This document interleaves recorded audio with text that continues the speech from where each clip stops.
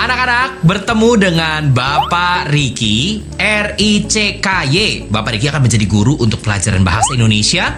Dan kali ini kita masuk dalam modul 405, bab 1.1, mendengarkan penjelasan lambang departemen. Wah, seru banget nih pelajarannya.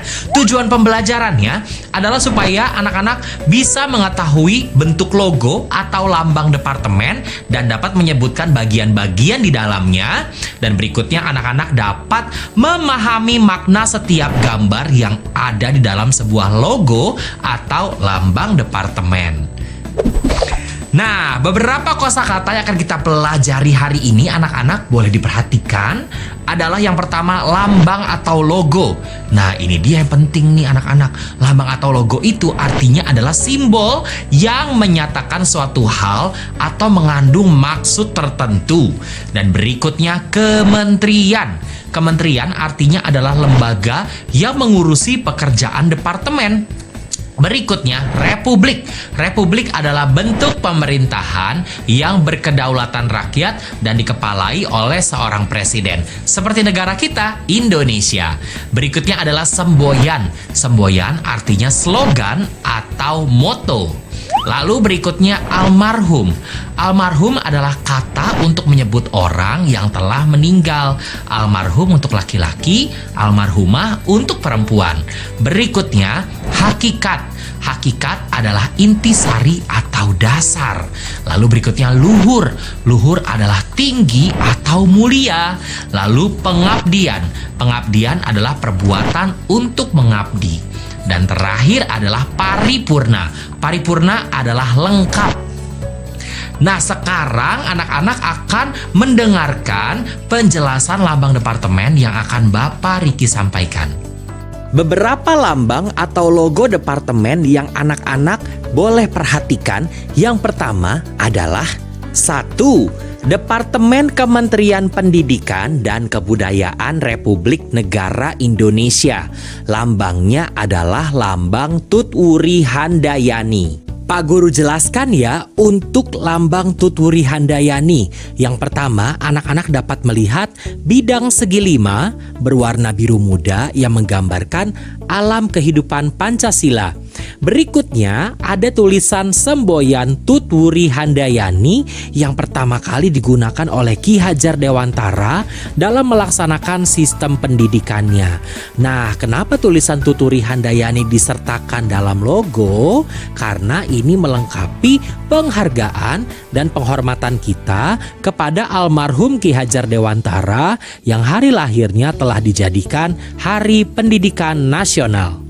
Sekarang kita melihat ada belencong bernyala bermotif burung Garuda.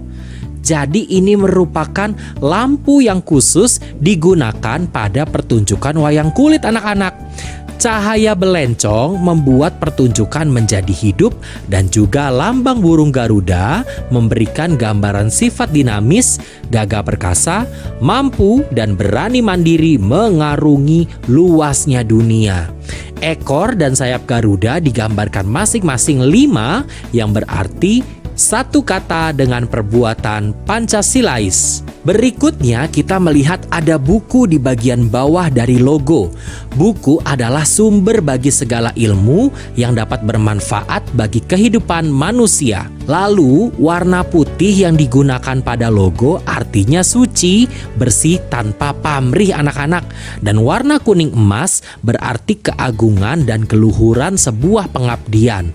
Warna biru muda berarti pengabdian yang tak kunjung putus dengan memiliki pandangan hidup yang mendalam, yaitu pandangan hidup yang berdasar Pancasila.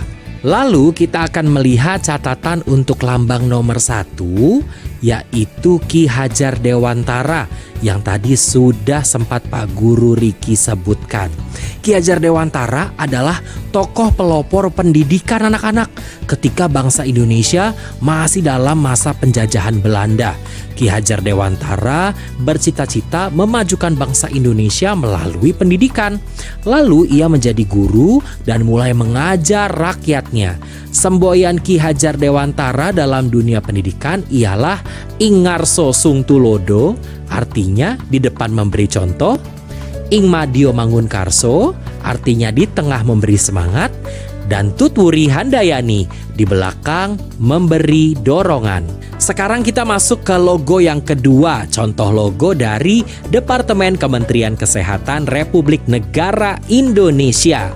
Lambang Bakti Husada. Dapat dilihat ya anak-anak. Lambang Bakti Husada yang pertama, kalau anak-anak melihat ada lambang palang warna hijau terletak di dalam bunga Wijaya Kusuma dengan 5 daun mahkota.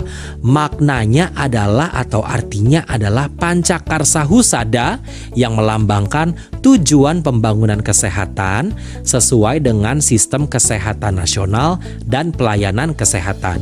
Bunga Wijaya Kusuma ditopang oleh 5 kelompok daun berwarna hijau yang melambangkan Pancakarya Husada. Pada hakikatnya adalah penjabaran makna pembangunan kesehatan.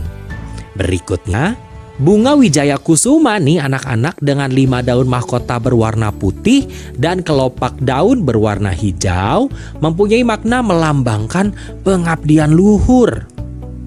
Lalu ada logo anak-anak. Logo bertuliskan Bakti Husada adalah pengabdian dalam upaya kesehatan yang paripurna.